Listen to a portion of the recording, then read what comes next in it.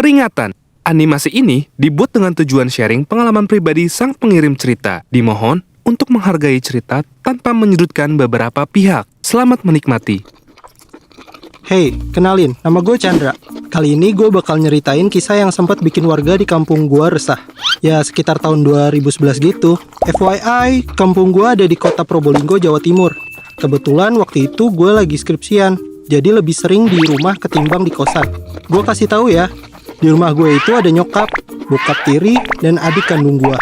Bokap tiri gue ini punya usaha jual beli mobil bekas, yang notabene-nya agak sering nyimpen uang cash di rumah. Uang cash itu dari hasil penjualan mobil yang mana nggak sempat disetorin ke bank hari itu juga. Ya namanya juga tinggal di kota kecil, jadi perputaran uang cash lebih banyak daripada non-fisik atau via transfer rekening. Apalagi saat itu masih di sekitar tahun 2011. Waktu itu seinget gua ada pembeli mobil bekas yang deal sekitar pukul 9 malam. Dia datang ke rumah dengan bawa uang cash ratusan juta. Dan karena bank udah tutup, nantinya uang itu bakal disimpan di brankas yang ada di kamar nyokap gua. Dan baru deh keesokan harinya kita setorin ke bank.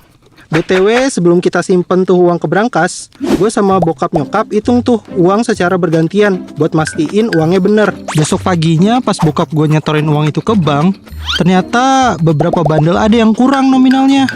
Totalnya kurang 400 ribu atau 4 lembar uang nominal 100 ribuan. Bokap gue kaget dong, karena sebelumnya udah kita hitung benar-benar uang itu. Pihak bank ngiranya emang kita yang salah ngitung, karena ngitung manual emang suka salah kata tellernya. Beberapa hari kemudian ada sisa uang cash yang ada di dalam brankas itu yang jumlahnya berkurang lagi. Kali ini ada 2 bandel uang yang jumlahnya berkurang, nominal 100 ribu 2 lembar. Nyokap gue kaget dan nanyain ke gue. Dengan ada sedikit menuduh karena cuma gue, nyokap, bokap yang tahu kombinasi brankas di kamar nyokap. Tapi karena gue beneran gak ngambil, akhirnya nyokap bokap gue mencoba untuk mengikhlaskan. Keesokan harinya ada lagi bandelan uang yang berkurang 1 lembar dengan nominal yang sama. Sekali lagi gue ditanyain sama nyokap gue, "Jir, kenapa gue dituduh mulu deh? Kan bikin bete ya." Ya mestinya gue menyangkal lah. Soalnya gue seharian juga keluar rumah, terus baru balik abis maghrib. Nyokap gue kehilangan uangnya sekitar sore jam 4-an, yang mana nyokap gue udah ada di kamarnya dan gak ada siapa-siapa selain dia. Karena ngerasa ada yang gak beres, uang cash di brankas itu dikeluarin semua dan dihitung ulang. Terus di staples tiap 1 juta dan tetap diikat karet dengan 1 bandel 10 juta. Jadi dalam 1 bandel terdapat 10 staples. Tapi besoknya lagi masih ada uang yang hilang sebesar 200 ribu. Anehnya ikatan bandel dan staples masih sangat rapi. Kalau emang dicolong kan harusnya bakalan kebuka staplesnya. Setelah kejadian itu, kita bertiga ngerasa kalau kejadian hilangnya uang cash beberapa kali dalam seminggu itu bukan karena perbuatan kita bertiga. Bukan manusia yang nyuri, tapi ada kemungkinan ada uang balen. FYI, uang balen itu adalah uang yang telah dilakukan ritual tertentu. Nah, kalau dibelanjain, uang tersebut akan kembali ke tangan pemiliknya. Siang itu karena posisi gabut di rumah, gue mutusin buat beli gorengan dan minuman di warung Mbak Mina yang ada di depan rumah gue. Sambil ngobrol dengan sama si Pipit, anak dari Mbak Mina, gak lama ada tetangga gue, Mbak Ani, yang juga ikut ngobrol di warung Mbak Mina itu. Di tengah obrolan ringan itu, si Pipit buka obrolan kalau Bu RT habis kehilangan uang 2 kali dalam 2 hari yang berurutan. Bu RT curiga kalau ada tuyul yang masuk ke rumah dia. Habis Mbak Ani menanggapi obrolan Pipit itu dengan mengatakan bahwa 2 hari yang lalu suami Mbak Ani juga telah kehilangan uang 100 ribu. Loh Pit, suamiku loh juga habis kehilangan duit.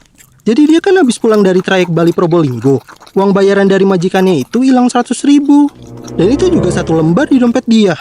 Jadi sisa beberapa lembar uang 50 ribu doang. Terus gua timpalin tuh, "Mbak, di rumahku loh juga beberapa hari ini uang mamaku hilang. Tapi gak banyak mbak, paling banyak 2 lembar 100-an. Mbak Pipit nyaut, "Aku curiga itu tuyul deh Ndra." Terus Mbak Ani kaget, "Lah ini yang hilang juga sama-sama yang nominal 100-an ribu." Gua awalnya berasumsi uang yang hilang di rumah gua karena uang balen. Tapi obrolan ini malah mengarah ke tuyul. Terus diperkuat sama omongan Mbak Ani yang katanya anak Bu RT tengah malam kebangun dan ketawa-tawa karena lihat ada temennya yang lari-larian. Teman macam apa coba lari tengah malam? Fix sih, ini tuyul deh. Habis ngobrol di warung Mbak Mina, gue jadi mikir, apa iya di kampung gue ada yang melihara tuyul? Pas nyokap gue pulang kerja, gue nyeritain ulang ke nyokap gue soal obrolan beberapa warga yang kehilangan uang itu. Ternyata nyokap gue sempat denger kalau Mbak Imah yang jualan baju kredit door to door itu juga habis kehilangan uang cashnya. Semua semakin jelas. Sore itu gue diminta tolong sama nyokap gue buat nyetorin aja nih uang yang ada di brankas ke ATM. Ya gue iyain aja deh sebagai antisipasi, takut nantinya hilang juga. Nyokap juga minta tolong sama gue untuk nukerin nominal 100.000 jadi 50 ribuan dari uang di dompetnya. Tapi ada yang lupa. Ternyata uang di dompet gue masih ada yang belum ketuker.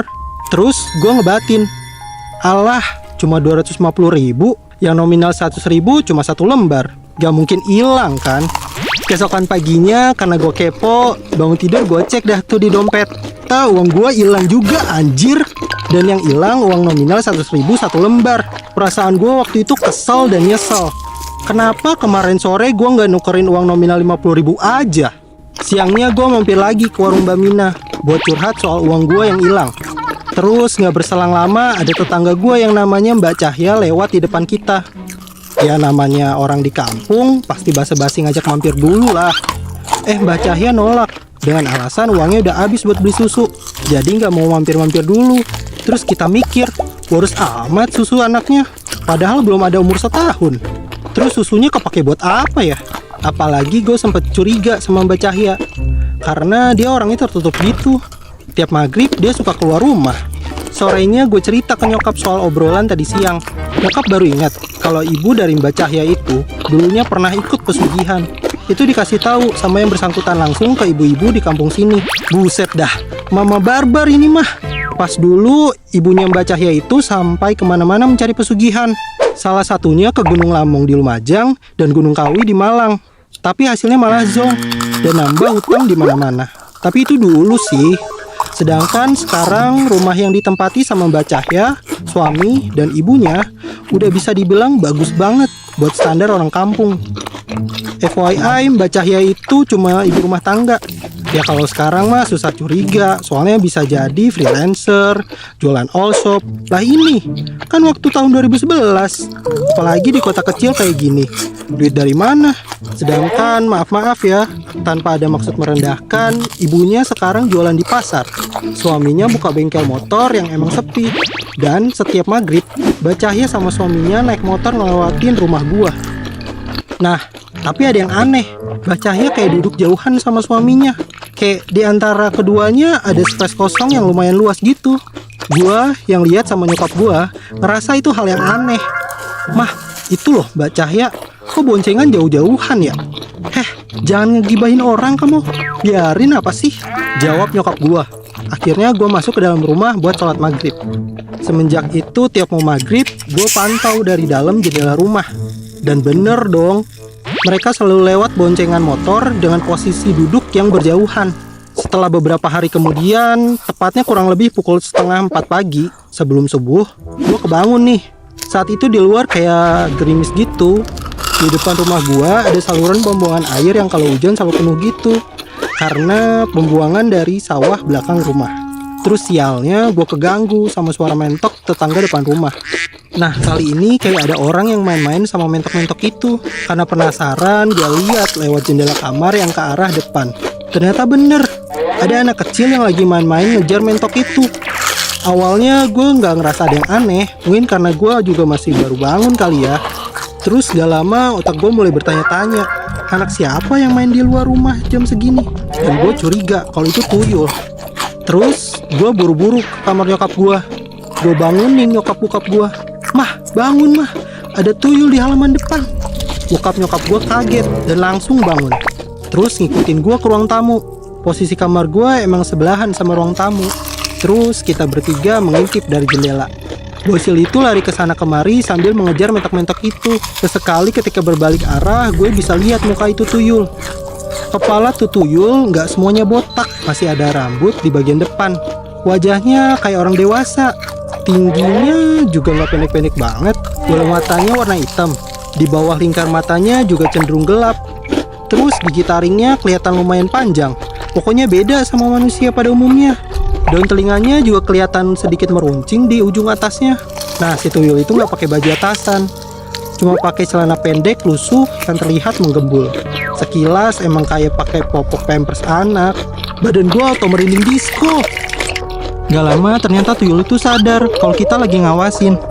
Terus dia buru-buru pergi dan coba buat ngilangin jejaknya.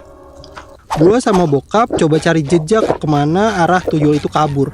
Dan kita dapat jejak bekas lumpur yang masih basah itu mengarah ke pintu masuk rumah yang tak lain adalah rumah Mbak Cahya. Jejak kaki bekas lumpur itu berukuran lebih kecil daripada ukuran orang dewasa. Dari situ kita langsung menarik kesimpulan kalau memang yang digebahin orang-orang kampung itu benar adanya.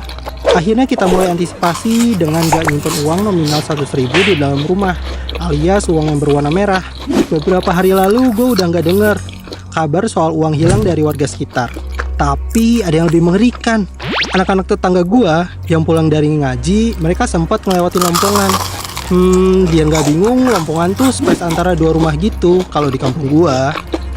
Nah, terus anak-anak itu ngedenger suara tangisan dari tanah. Kebetulan di situ dikubur ari-ari bayi yang di atasnya ada kurungan ayam dan kembang setaman. Nah, pas dibuka kurungannya, walah, ada kepala berlumur darah yang nyengir terlilit usus, woi.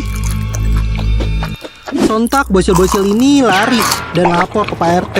Yang bikin resah tuh, ini masalah bukan sekali atau dua kali, melainkan berkali-kali. Keesokan harinya, Pak RT ngumpulin orang-orang yang pada kehilangan uang secara misterius itu. Kita semua berdiskusi bagaimana caranya untuk memecahkan masalah yang meresahkan warga kampung gua. Akhirnya kita berencana untuk menyampaikan secara langsung kepada Mbak Cahya apa yang sudah kita alami.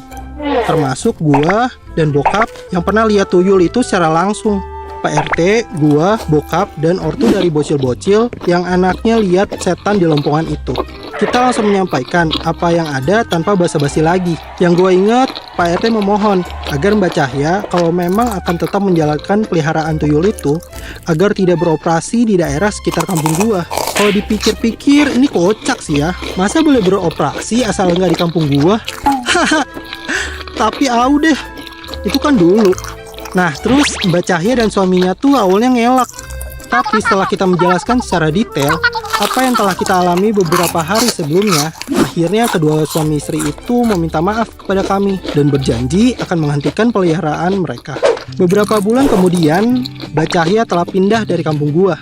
Mereka berdua beli rumah di perumahan baru di kampung sebelah. Rumah barunya juga terlihat mentereng dengan cat dominan warna merah yang begitu cerah.